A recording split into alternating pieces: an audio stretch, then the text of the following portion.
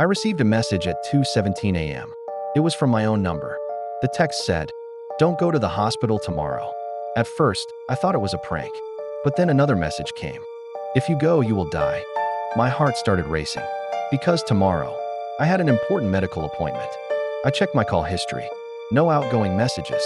No scheduled texts. Then my phone buzzed again. You, from 3 days in the future. And attached to the message was a photo of me, sleeping in my bed. But I was wide awake when that photo was taken. I jumped out of bed and checked my room. No one was there. The timestamp on the photo said 2:16 a.m., 1 minute before the first message. Then another text arrived. "You didn't listen last time." Last time? I typed back. "What hospital? What?" The reply came instantly. "You'll remember after the accident." Accident? My phone suddenly started glitching. The screen flickered. Then one final message appeared. "They're already watching you." At that exact moment, I heard slow footsteps outside my bedroom door, and the door handle began to turn. I froze. The footsteps stopped. Then my phone vibrated again. "Don't make a sound." I held my breath.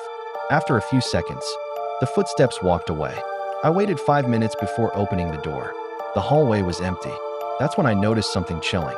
My wall calendar had a date circled in red. Today, written underneath in handwriting that looked like mine. Day 1 failed. Failed at what? I searched my entire house.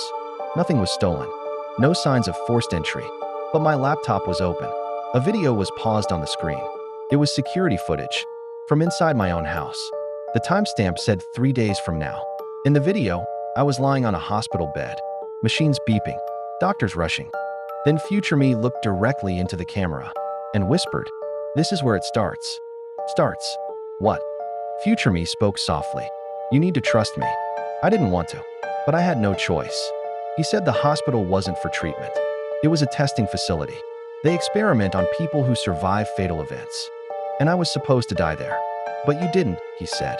"And now the timeline is unstable." Then he said something terrifying. "You're not the original you." He explained everything. Every time I escaped death, they reset parts of my memory. I was version number 7. The others didn't make it. Suddenly, alarms started blaring. Red lights flashed in the street. Future me grabbed my arm and said, "If they take you alive, it's worse." Then the black car doors opened. I skipped the hospital appointment. Instead, I stayed home and locked every door. At 6:43 p.m., my phone rang. Unknown number. I answered. A calm voice said, "You weren't supposed to survive today." My blood ran cold. "Who is this?" I asked. The voice replied, "We fix timeline mistakes." Then they said my full name, my date of birth, and my exact location.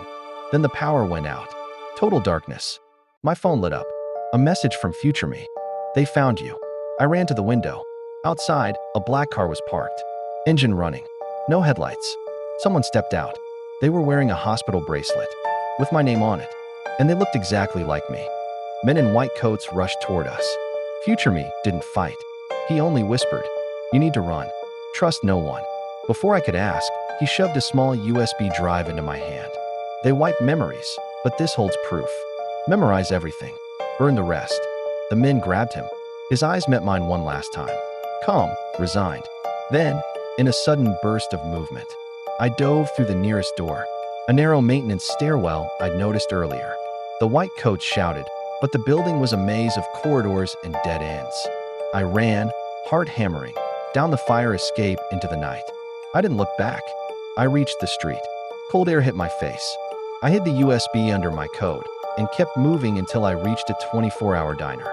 Inside, I watched the footage stored on the drive, medical files, experiments, timelines, evidence of people who had survived fatal events, like me. Some were missing, some were dead. I realized the hospital was not for healing. It was a testing facility, and they erased or replaced anyone who survived by accident. I left the diner with a plan: disappear, stay off the grid, and find someone trustworthy to expose this. But even as I walked into the night, I couldn't shake the feeling that they already knew where I was, and that the next accident might come sooner than I think. I survived for now, but the last message wasn't meant for me. It was meant for anyone who might follow.